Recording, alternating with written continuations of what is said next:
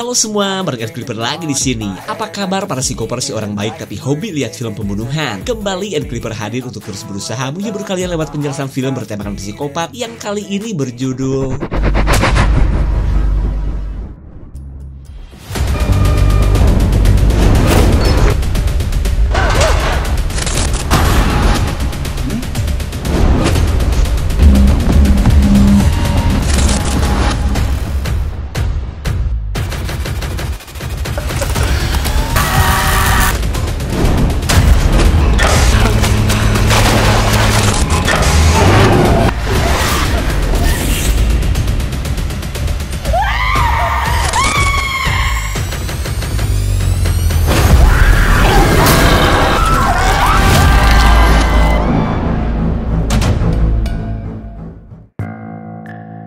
Cerita berawal dari rencana seorang wanita bernama Myrte yang diam-diam akan merekam kesibukan sebuah rumah jagal yang sedang diomongin banyak orang. Karena sebagai pecinta binatang, ia tidak redo akan banyaknya bagong yang dibunuh setiap harinya di tempat ini. Dan karena pernah bekerja di sini, Myrte tahu di mana para hewan di-unboxing dengan cara yang sadis.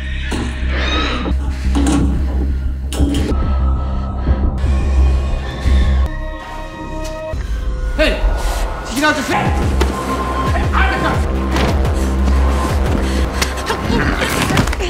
Blijf staan. Dan blijf je staan.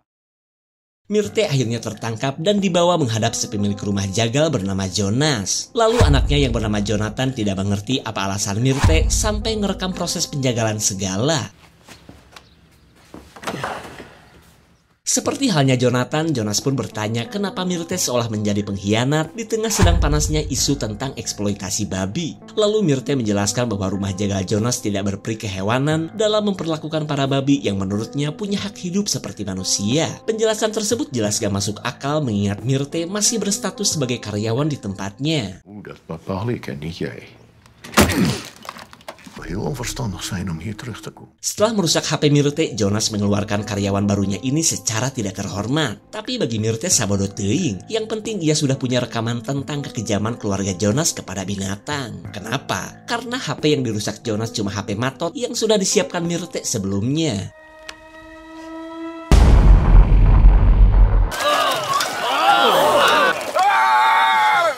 Selamatkan babi dari rumah jagal. 2 hari kemudian Myrte melihat sekelompok aktivis sayang babi yang menolak keras setiap bentuk eksploitasi pada hewan. Kelompok ini pun terbilang paling keras menyuarakan aspirasi mereka yang dari dulu tidak pernah direspon oleh pemerintah. Lalu Myrte meminta temannya ini agar dikenalkan dengan si ketua aktivis untuk menunjukkan rekaman penyiksaan hewan yang ia miliki. Zo verfilmd. Je vertrouwt gewoon niemand. En geloof me.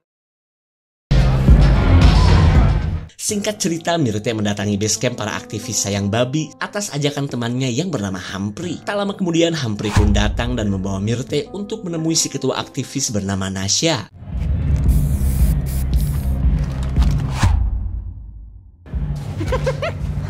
Daar is Donna. Vind je helemaal zelf geschoten? Myrte disambut baik oleh Nasya yang sudah mengetahui tentang rekaman rumah jagal. Bahkan Myrte diangkat menjadi bagian dari aktivis yang akan terus menyuarakan tentang hak-hak hidup hewan ternak. Veel mogelijk mensen moeten dit zien. Ja. Parkers horen daar niet. Nasya berterima kasih atas usaha Myrte dalam mengungkap kekejaman terhadap hewan di rumah jagal keluarga Jonas. Lalu ia mengumumkan bahwa malam ini mereka akan melakukan aksi membebaskan semua babi dari tempat Jonas. Dan dengan adanya Myrte, Nasya berharap mereka akan mudah untuk masuk ke rumah jagal itu.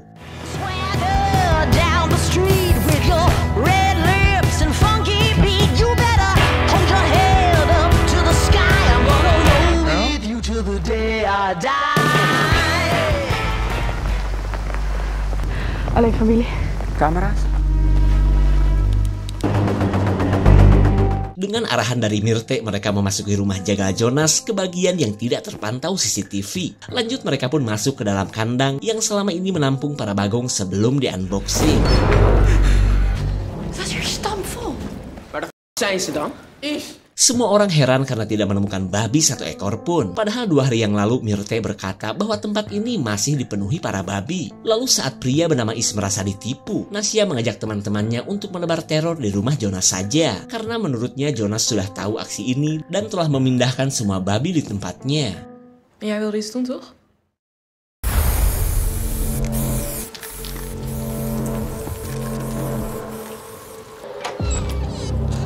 Schieten! De boer is echt gestoord. Fuck, er komt iemand. Mereka langsung sembunyi saat salah satu anak Jonas mengetahui apa yang mereka lakukan. Dan karena kelompok Nasya tidak jago dalam hal sembunyi, pria bernama Jacco ini menyuruh mereka untuk menampakkan diri. Gaat die weg voordat alles hier weer schoon is. Liefst toch.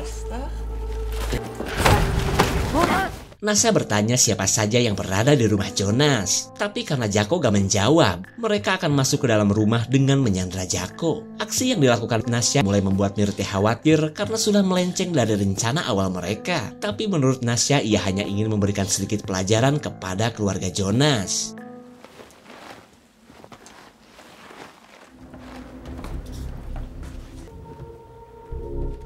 Nasya mengajak Donna untuk mengecek siapa saja yang berada di rumah. Lanjut, para aktivis ini pun menyekap Jonathan yang sedang tertidur pulas.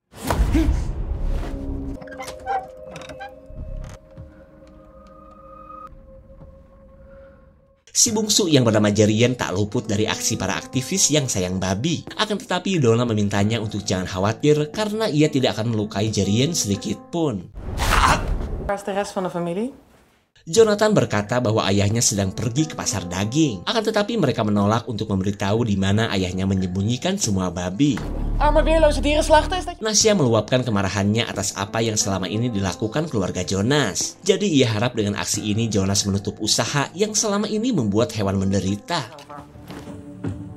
Is aan de buitenkant een beetje lastig. Nasya mendokumentasikan aksi ini untuk ia sebar di komunitasnya. Bahkan ia akan memperlakukan Jonathan layaknya para babi yang selalu dikasih label. Jerian bisa mendengar teriakan sang kakak yang sedang dianiaya. Sementara Donna baru tahu bahwa remaja pucat ini ternyata sedang sakit. Hou jij van dieren? Is ook goed. Donna ngedoktrin Jerian akan kesalahan yang dilakukan Jonas. Lanjut, ia pun mendemonstrasikan perbuatan ayahnya Jerian yang selalu menyakiti para babi. Kelakuan Nasya mulai membuat Myrte kecewa. Akan tetapi Is melarangnya untuk jangan pergi atau keluar dari komunitas semau hidung.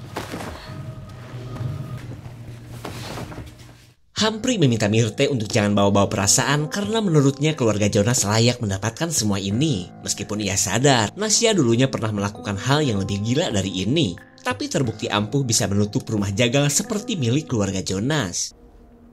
Ja. Jij gaat ons laten zien waar jullie die moorden plegen. Nasya minta ditunjukkan di mana Jonas biasa mengeksekusi para babi. Tapi ketika Jacco menolak, Myrte mengajak mereka ke tempat yang Nasya inginkan. Oké. Lopen.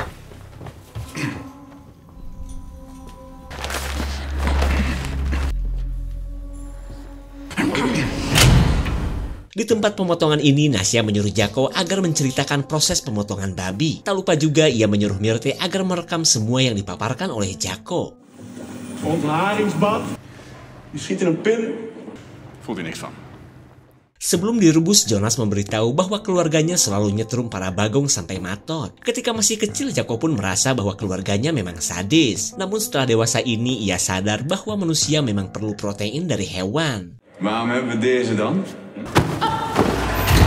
Nasya makin emosi saat Jacco berusaha melarikan diri. Lalu ia menyuruh Myrte untuk menunggu selama Nasya menyalakan lampu.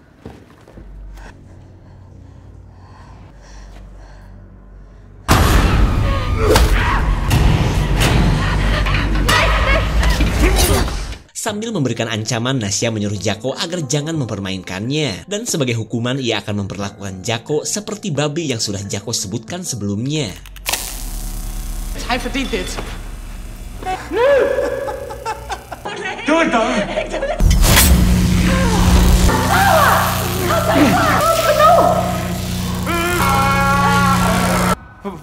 Wat doen ze met hem? Jonathan yang beranting babi pilihan bisa mendengar teriakan sang kakak yang entah sedang diapain. Lalu kini giliran Ish yang akan memberitahu Jonathan akan kesalahan bapaknya yang sudah menewaskan banyak babi. Jullie denken echt dat jullie onschuldig zijn, hè? Je leeft naast een fucking moord voor de wilde iemand. Jonathan sadar cara yang dilakukan keluarganya selama ini memang menyalahi aturan. Namun semenjak kematian sang ibu, cuma usaha jagal bagonglah yang membuat mereka bisa tetap hidup. Lalu ia meminta Ish agar menghentikan semua ini. Mending pakai cara yang halal jika memang ingin menutup usaha ayahnya. Jullie hebben gelijk. Ja. Zorg ik ervoor dat... Ja, maar als ik één ding heb geleerd is dat je nog... Gecondoleerd met je moeder. Jullie gaan gewoon weg. Kom, rustig. Donna si rambut heboh jadi bingung karena Jerian mendadak demam tinggi. Di saat itu pula otak Jacko masih ketampar-tampar listrik yang ngumpul di kepalanya. Myrte tidak mau melanjutkan penyiksaan yang telah membuat ubun-ubun Jacko ngebul. Tapi bukannya berhenti, bacotan Jacko malah membuat Nasya semakin menggila.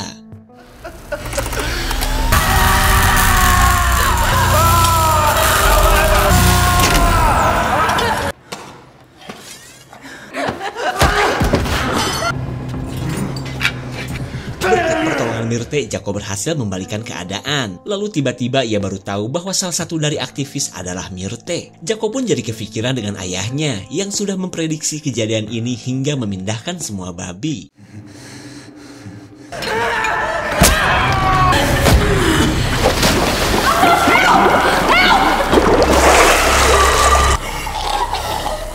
Nasya tidak menyangka tendangannya membuat Jacko bermandikan air panas. Myrte pun begitu syok saat melihat tubuh Jacko mulai melepuh.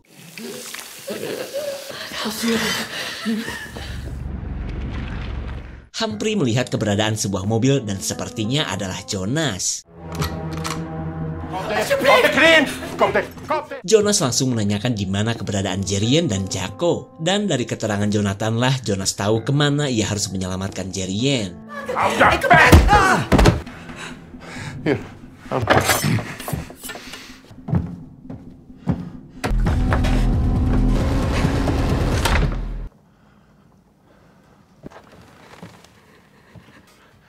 Is goed. Saat Donna harap-harap cemas, kondisi Jerian yang sakit semakin membuat Jonas emosi. Ia pun tahu bahwa di kamar ini ada salah satu aktivis yang paling ia benci.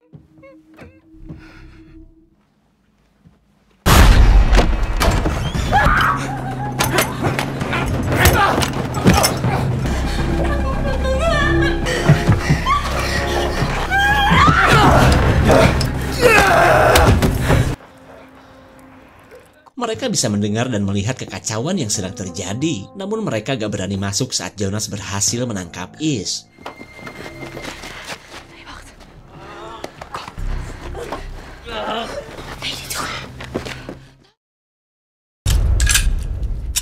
Singkat cerita, Jonas menyekap ketiga aktivis yang sudah mengganggu keluarganya. Lalu ketika Jonathan menyuruh untuk lapor polisi, Jonas menolak dan balik menyuruh Jonathan untuk mencari Jacko.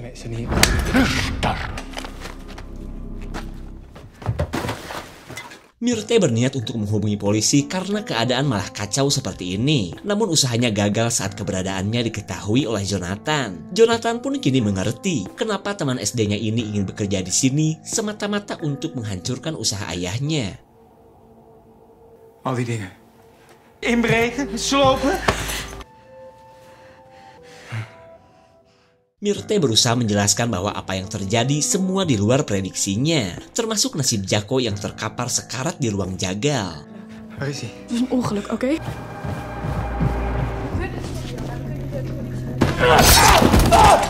Setelah melukai Jonathan, Nasya mengajak Myrte untuk meninggalkan pria ini. Lanjut mereka pun sembunyi di tengah kemarahan Jonathan yang terus mencari mereka. Myrte! Myrte! Myrte!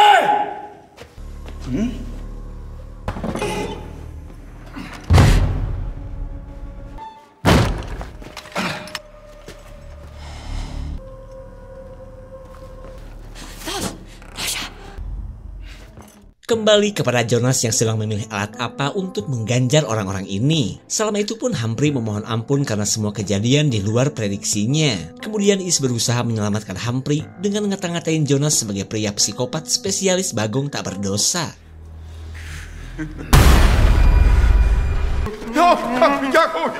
Ayah mana yang gak lemas melihat nasib anaknya dalam keadaan melepuh seperti ini. Bahkan Jako yang sedang sekarat cuma bisa bilang "oh" untuk mengungkapkan rasa sakitnya.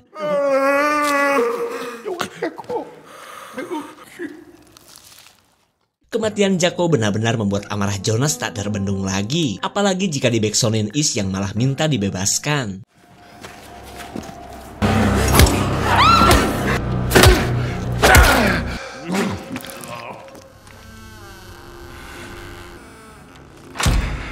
Dalam keadaan terluka, Jonathan terus mencari Myrte dan Nasya. Di saat itu pula mereka terus mencari tempat yang aman di tengah aroma caduk bagong yang bikin hidung bergetar.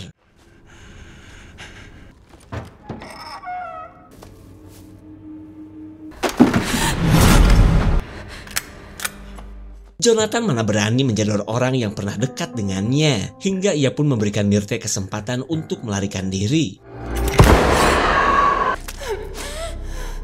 Nasya gak berkutik setelah cekernya didor oleh Jonathan. Tak lama kemudian Myrte berusaha menenangkan Jonathan karena mereka sama-sama terjebak dalam masalah yang dibuat Nasya. Alsjeblieft. Pijn. Wij hebben dit niet gedaan, oké? Donna terus menjelaskan apa yang menimpa Jako bukanlah kesalahannya. Malahan ia sempat menjadi babysitter yang baik bagi Jerian.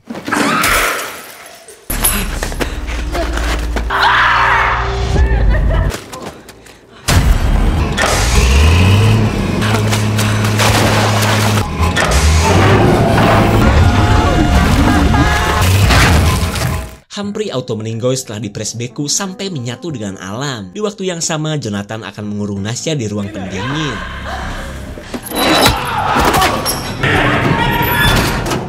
Setelah mengurung Jonathan, Nasya mulai kepo akan kedekatan Myrte dengan Jonathan. Hingga ia pun khawatir jika suatu saat Myrte akan mengkhianatinya. Lalu Myrte menjelaskan tujuannya bekerja di sini memang untuk memata-matai keluarga Jonas. Akan tetapi ia gak suka dengan cara Nasya yang sama psikopatnya seperti para tukang jagal.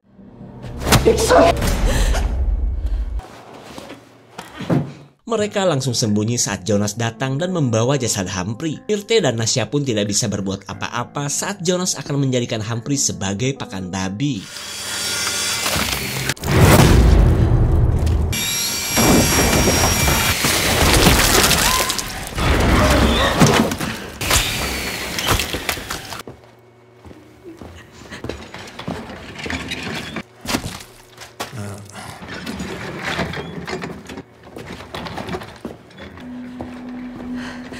Myrte tidak menyangka Jonas memperlakukan teman baiknya seperti hewan ternak. Lalu ia menyuruh Nasya untuk tetap sembunyi, sementara ia akan mencari teman-temannya yang lain. Di waktu yang sama, Jonathan yang berhasil lolos dari ruang pendingin pergi ke tempat para tawanan. Tapi tiba-tiba ia kaget saat menemukan sesosok jasad di hadapannya.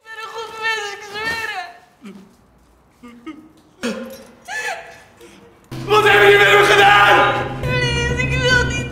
Donna yang gak tahu apa-apa jelas bingung saat dituduh telah membunuh Jako. Namun Jonathan gak cukup berani melepaskan tembakan kepada Donna. Wat ga je doen? Jonas sudah muak dengan mentol Jonathan yang dari dulu paling anti melakukan kekerasan. Ia pun berharap dalam keadaan seperti ini, Jonas bisa sedikit sadis seperti yang sudah ia lakukan terhadap Humphrey. Jonas dipaksa untuk membuka ikatan Donna karena ia punya cara lain untuk menghilangkan jejak semua kekacauan ini. Dimana kali ini Jonas akan langsung memberikan Donna kepada seekor babi jantan kesayangannya.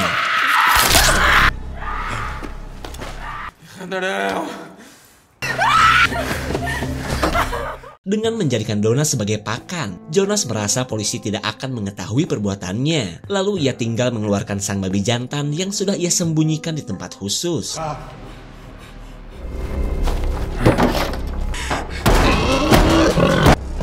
Nee, zo even hoor.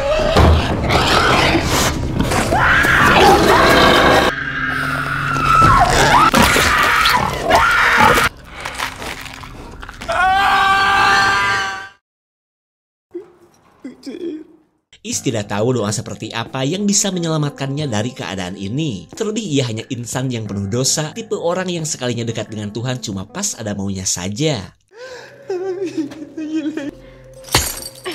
Kedatangan Myrte seolah jawaban Tuhan atas doanya sejak tadi. Di saat itu pula Jonathan sudah tidak mau lagi menuruti perintah dari kegilaan ayahnya.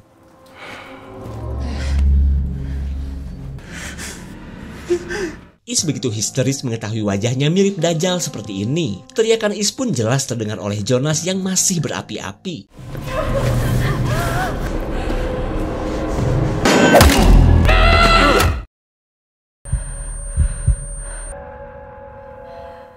Jonas kembali berhasil menyekap para aktivis yang masih tersisa. Kemudian Jonas mengaku bahwa ia memang sering didemo oleh orang-orang seperti mereka. Namun ia gak peduli karena usaha yang digeluti Jonas berhasil menjadikan ketiga anaknya bisa hidup layak seperti orang-orang. Cuma yang bikin ia kecewa, kenapa Myrte dan gengnya bukannya berdemo tapi malah menghabisi Jacco. Wat er hier gebeurt? Geen vechtlust meer, nee. Accepteer het.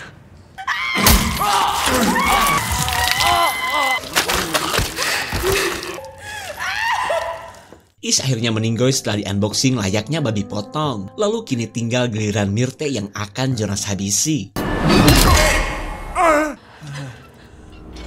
Untung saja Jonathan keburu datang dan menghantam kepala Jonas. Lalu di tengah kemarahan Jonas, Myrte bergegas untuk melarikan diri.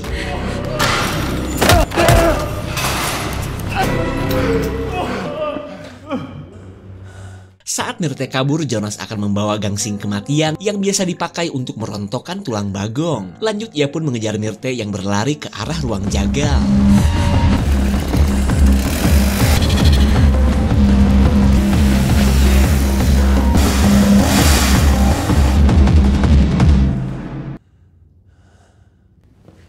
Jonas heran kenapa Myrte sudah menghilang, padahal ia tahu buruannya pergi ke ruangan ini. Padahal...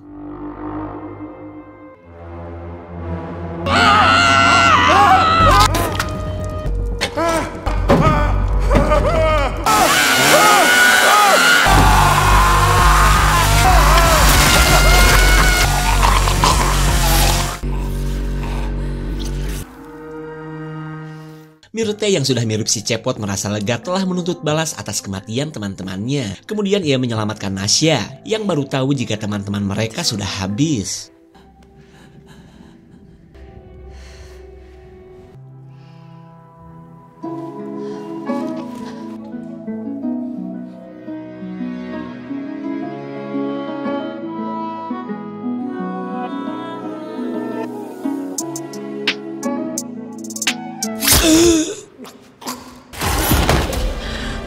Nasya tidak mau Myrte dan Jonathan sampai menjadi pasangan kekasih. Apalagi Jonathan adalah bagian dari keluarga yang telah menghabisi teman-teman mereka.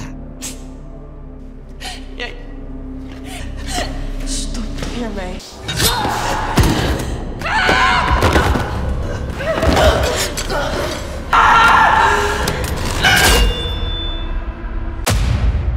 Kematian Nasya menutup perjuangan Myrte yang ingin menghancurkan bisnis keluarga Jonas. Namun ia lupa bahwa masih ada Jerian yang belum mengetahui akan nasib ayah dan kedua kakaknya.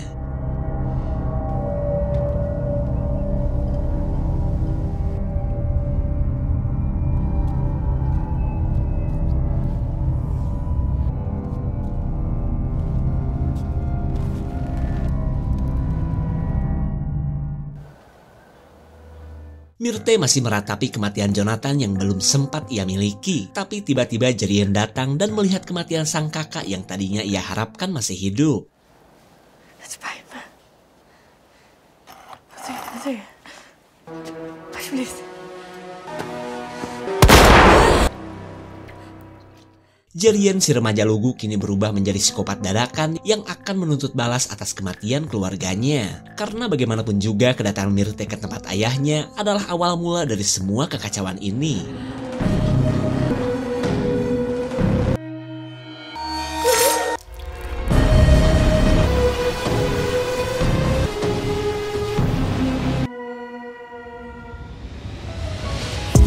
Bagi gua pribadi, Myrte adalah produk dari fanatisme akan kasih sayang terhadap hewan yang menyimpang. Padahal, selama keluarga Jonas tidak melanggar hukum, mereka berhak melakukan bisnis yang selama ini menghidupi anak-anaknya. Termasuk nyetrum bagong yang memang sudah lumrah dilakukan para peternak. Dan siapa sangka pertemuannya dengan para aktivis malah menjadi petaka bagi Myrte sendiri. Ditambah lagi kelakuan mereka telah menjadikan Jerian si remaja lugu berubah menjadi sosok psikopat. Tapi tenang guys, Jerian tidak akan lanjut menjadi sosok pembunuh. Tahu deh kalau sama aktivis. Segitu saja untuk klip dan review kali ini. Terima kasih dan sampai jumpa.